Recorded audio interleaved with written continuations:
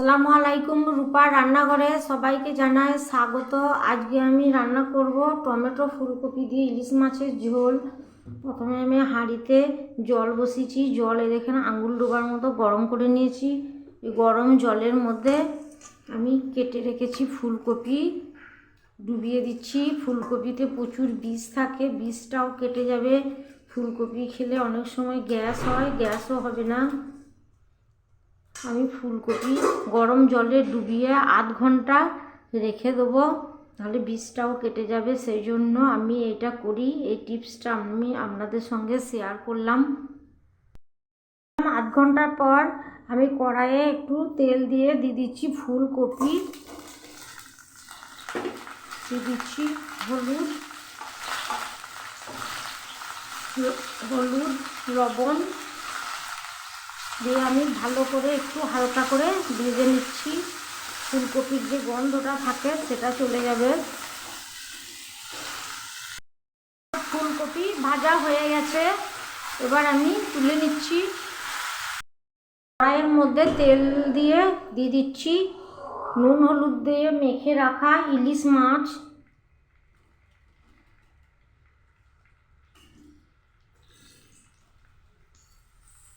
ইলিশ মাছ আমি হালকা করে ভেজে নেব।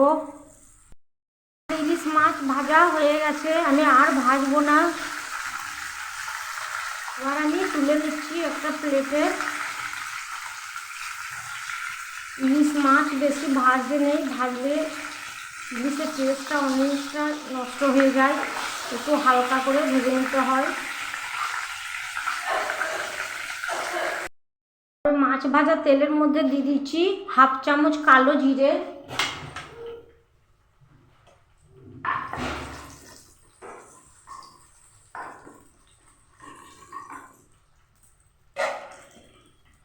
দিয়ে দিচ্ছি একটা বড় পেঁয়াজ বাটা,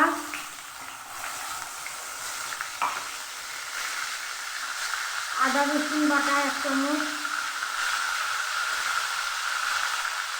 কাঁচা লঙ্কা বাটা। আমি কাঁচা লঙ্কায় রান্নাটা করছি, আপনারা শুকনো লঙ্কায় করতে পারেন। দিয়ে দিচ্ছি কাঁচা জিরে ধনের গুঁড়ো, হলুদ গুঁড়ো। মশলাটাকে আমি ভালো করে ভেজে নেব। আমার মশলা ভাজা হয়ে গেছে, মশলা থেকে তেল ছেড়ে দিয়েছে।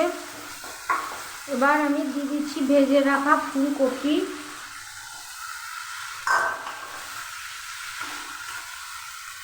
ফুলকপি মশলা একটু ভালো করে কষে নেব।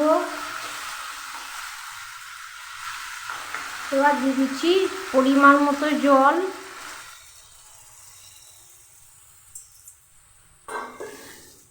ঢেকে আমি কপি সেদ্ধ করে নেব।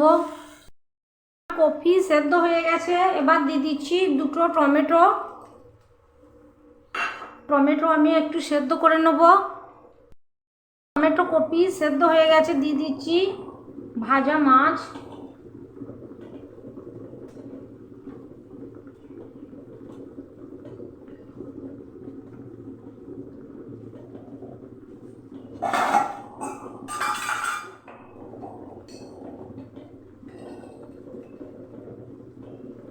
দিয়ে দিচ্ছি একটু লবণ। আমি আর কিছুক্ষণ রান্না করে নেব। আমি দিয়ে দিচ্ছি কয়েক দানা চিনি, আর দিয়ে দিচ্ছি ধনে পাতা কুচি ওপর থেকে ছড়িয়ে দিচ্ছি। এবার আমি ঢেকে গ্যাস বন্ধ করে কিছুক্ষণ রেখে দেবো। তৈরি হয়ে গেল দারুণ স্বাদের ফুলকপি ইলিশ। ইলিশ তো অনেক রকম করে খেয়েছেন, একবার টমেটো ফুলকপি দিয়ে ইলিশ বানিয়ে খান, খেয়ে দেখুন কেমন লাগে। আর ভালো লাগলে অবশ্যই আমার চ্যানেলটি সাবস্ক্রাইব করে আমাকে সাপোর্ট করুন। সবাই ভালো থাকুন, সুস্থ থাকুন, রূপা রান্নাঘরের সঙ্গে থাকুন। আল্লাহ হাফেজ।